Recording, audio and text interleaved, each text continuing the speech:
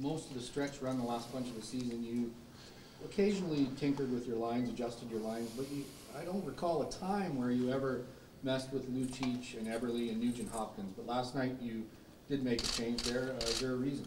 Well, there was a time, and it was 7-0 in San Jose, so you can kind of match those two reasons together. You know, we were down 3-0 10 minutes into the game, and it wasn't going well. So at that point, you start to scramble a little bit. You try and jolt some players. So that is why we mixed those lines up at that point. Have you tried to put your finger on why that happens? I mean, there was that 7-0, and then last night. I mean, after a while, you're going to only be able to have those kind of games so many times. Yeah, but it's called the playoffs, and the other team gets in the way sometimes. They take it up a notch. You make mistakes, and they capitalize. See, when you get to 8, and you get to 4, and you get to 2, the teams that you're playing against are very good, and they have players that capitalize on errors where teams that have been out for a while maybe don't do that as often, and that's why you get down to 8, 4, and 2. So we've got to limit the amount of mistakes that we make. We've got to be prepared to start again. We're learning lessons as we go. We've talked a lot about that, and we've got to recover here, just like we did in the San Jose series. We're in the exact same spot, and although it feels a little more like doom and gloom, I don't know if that's from the way we played, or if that's the feel I get from the line of questioning that I'm answering. But we're in the exact same spot as we were against San Jose, and I think we answered that with a 7-0 blowout. So we may even be in a better spot, but we've got to respond.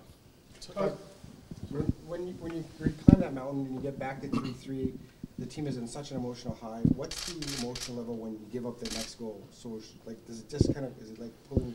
It takes the team down. Certainly the way it happened too, because we just tied up. We know we clawed back into the game. They come down and obviously one that Talbot would like to have back. And by no means am I throwing darts at him. We wouldn't be up 2-1 without him. But it deflates the team a little bit. It allowed them to get through to the end of the period and regroup and talk about things. And good, mature teams like they are, they gather their thoughts and regroup, and they come out and play the way they did in the third. So timing was a factor in that situation as much as the goal. Todd, Drake said a lot of the mistakes that were made yesterday were self-inflicted. How much of what you saw on your own end was maybe by pressing to get offense or pushing forward? I think you used the term cheating yesterday. Yeah, coaches, we use that term when we're on the wrong side, and it happened. I think they scored 3 different goals from the half wall, holding the line and throwing it at the net and getting underneath us. And to me, there's a couple pieces that come into play there. That's what we're doing on the half wall, how we're supporting the puck coming out of the zone, and when we don't get it out, where are we? Where do we end up? Because they were certainly underneath us at the net. We weren't in any shooting lanes, and as a result, it's in the net. You spent over half a decade. You spent over a decade coaching, living, and raising a family in the U.S. Can you talk about your reaction to that anthem thing last night?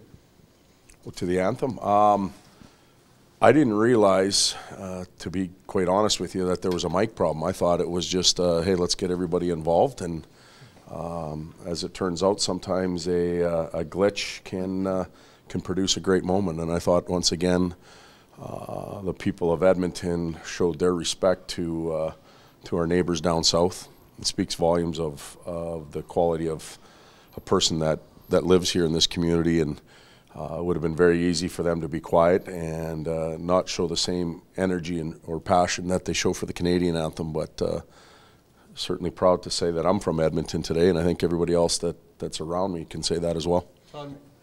McDavid's defensive game throughout the year, how would you best describe that? And do you feel he got a little bit away from that last night in maybe trying to find some offense? I think he did, and that's a natural tendency for your go-to guy when he's being checked like that. One of the things he's done a very good job of all season is understanding that without his offense on some given nights, we still have the ability to win. And when he checks and he puts himself in position to defend, he often ends up with many more chances. So he, like everybody else, is learning, and we'll sit with him. We'll show him some of the video that he'll be able to tell me about before I even get to it, because he's that sharp, and he'll be better next game. Trey, what do you about learning from the game last night and learning from the San Jose game? There's a temptation, I think, with some coaches, just if you have a bad night, just to throw it away. You guys don't do that. No, we don't. We spent all morning already, breaking the game down in a number of different areas. There's some themes or patterns that have shown up in Game 2 and into Game 3. Face-offs being one of them, and areas that we want to improve on. It's our job to try and help the players. So we're not just going to throw the video out and say see you later. They'll come tomorrow. There'll be a number of different gatherings. There'll be some chatter with different lines and pairings and adjustments made, but we can't overcook it and overreact to it either, because then you get the guys all clammed up and not playing freely. What do you make of the Ducks leaving town for a couple of days? Does it just show you how tough an environment and market this is to be in? Well, I think that's a personal choice that each and every team has, and they get to decide that. We may, if we're fortunate enough to go on, we may do something like that down the road. So I don't think that they're wrong in doing that. They get to decide or choose. We did that in 08 with 2 days off in Pittsburgh. We wandered out to a resort, and we relaxed and got away. So each team gets to do what it does, but I can tell you that being in the playoff series here, I think in 05 or 06 or whatever it was, it wasn't always a comfortable city to be in and walk around downtown. The Oiler fans are pretty emotional, pretty rabid. They're everywhere. They're like ants, which is great for us. And it's not an easy community to be involved in. Calgary was the same way. We played them the following year, and I think they had a fire truck outside our hotel with a horn that went off every 20 minutes. So I'm not sure what the fire department was doing, but they had a 24-hour exercise.